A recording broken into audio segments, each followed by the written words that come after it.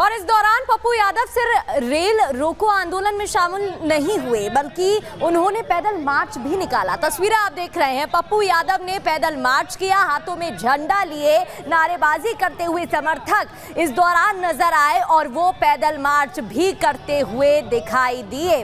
तो छात्रों के साथ समर्थन देते हुए पप्पू यादव मैदान में पहुंचे, जहां ना सिर्फ रेल रोको आंदोलन का वो हिस्सा बने बल्कि पटरियों पर लेटते हुए उनकी तस्वीरें भी देखी गई। समर्थकों के बीच में वो पहुंचे, बयानबाजी उनकी तरफ से देखने को मिली, जहां सरकार पर उन्होंने पलटवार किया। और इतना ही नहीं, जब प्रशांत किशोर के मुद्दे पर उनसे सवाल किया गया तब वो भड़क भी उठे और पैदल मार्च की तस्वीरें आप देख रहे हैं।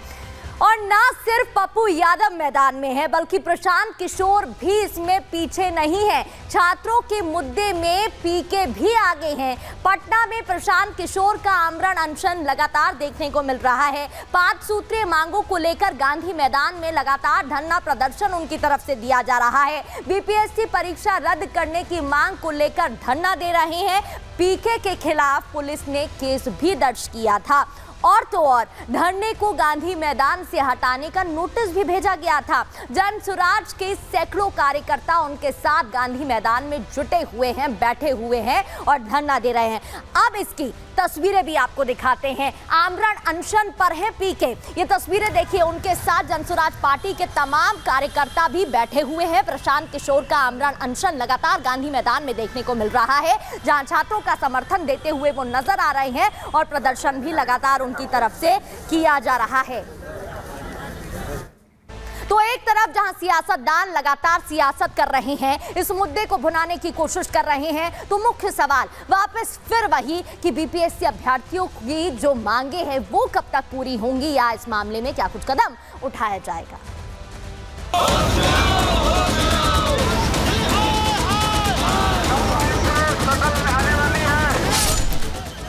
अपनी मांगों को लेकर बीपीएससी अभ्यर्थियों का प्रदर्शन। गांधी मैदान में प्रशांत किशोर का आमरण अनशन। बीपीएससी परीक्षा पर सड़क से लेकर मैदान तक संग्राम। प्रदर्शन और अनशन के बाद क्या होगा इसका अंजाम?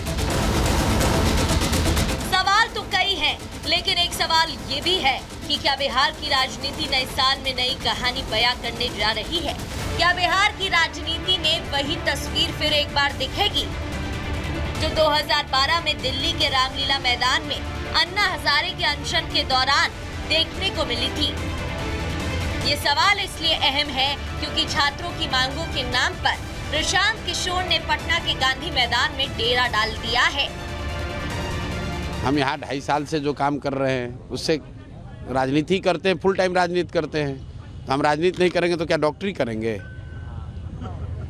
क्या सवाल कर रहे हैं आप? मतलब किसी को आप यहाँ मारिएगा और उसके साथ हम खड़े हो जाएंगे तो राजनीति कर रहे हैं। तो ठीक है, राजनीति कर रहे हैं, आपको क्या दिक्कत है? राजनीति करने का अधिकार सिर्फ नीतीश कुमार को है। नीतीश कुमार ने कोविड के दौरान बिहार के लोगों की मदद क्यों नहीं की थी? नहीं किया था। नहीं काम करना है, नहीं करना है। अपने सत्ता की चिंता है, कुर्सी की चिंता है, दूसरी बातों की चिंता नहीं है। दरअसल प्रशांत किशोर ने बीपीएससी परीक्षा रद्द करने की मांग कर रहे छात्रों पर लाठीचार्ज के बाद आमरण अनशन पर बैठने का फैसला लिया।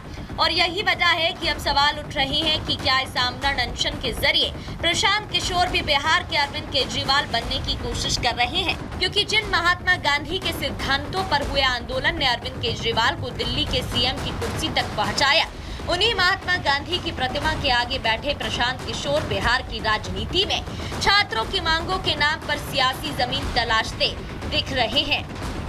हालांकि प्रशांत किशोर की 5 मांगे हैं कि 70वीं बीपीएससी परीक्षा में हुई अनियमितता और भ्रष्टाचार की उच्च स्तरीय जांच और दोबारा कराई जानी चाहिए।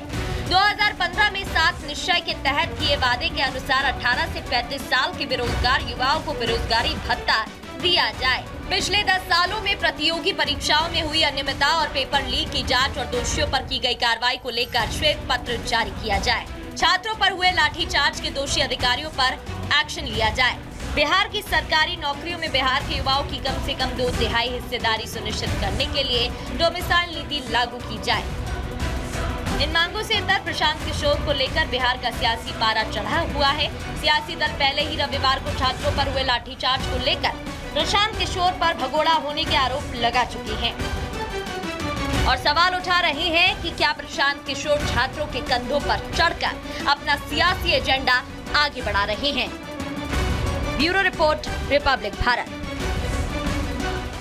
तो एक तरफ पीके सियासी जमीन तलाश रहे हैं तो दूसरी ओर ये विवाद कहां से शुरू हुआ था। बीपीएससी अभ्यर्थियों की जो मांग है पेपर को लेकर, जो उनकी तरफ से लगातार धरना दिया जा रहा है, उसकी शुरुआत कहां से हुई। दरअसल 13 दिसंबर की प्री परीक्षा को लेकर बवाल खड़ा होता है और बापू एग्जाम सेंटर में गड़बड़ी का आरोप लगाया जाता है, जिसके बाहर छात्रों की भीड़ इकट्ठा हो जाती है। 70वीं प्री परीक्षा में पेपर लीक का आरोप इस सेंटर पर छात्रों की तरफ से लगाया गया। 13 दिसंबर को सैकड़ों छात्रों ने परीक्षा को बॉयकॉट किया और वो सेंटर के बाहर आ गए, जहां पर प्रदर्शन उन्होंने दिया। 70वीं प्री परीक्षा रद्द की मांग छात्रों की तरफ से की गई, जिसके बाद धरना प्रदर्शन भी दिया गया और बीपीएससी का पेपर लीक होने का जो आरोप है, इससे बीपीएससी ने इनकार किया। सिर्फ बापू एग्जाम सेंटर की परीक्षा रद्द कर दी गई और कहा गया कि इस परीक्षा को दोबारा कराया जाएगा। बापू एग्जाम सेंटर में 4 जनवरी को दोबारा परीक्षा का आदेश भी पारित किया गया, लेकिन छात्र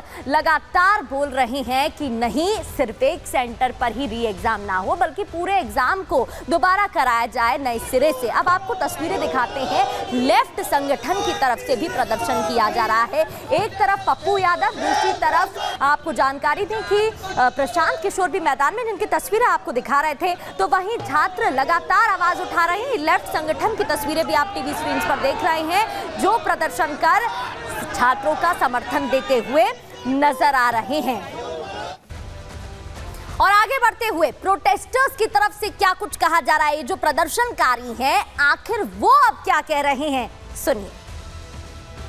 ये सरकार जितनी भी हम लोग कोशिश कर रहे हैं, प्रयास कर रहे हैं, शांतिपूर्ण रवैये के भी खिलाफ ये सरकार है। तो हम सब लोगों ने फैसला किया है, हमारा डिमांड जब तक पूरा नहीं होगा पूरे बिहार में अब आंदोलन होगा। बहरी गुंगी सरकार है।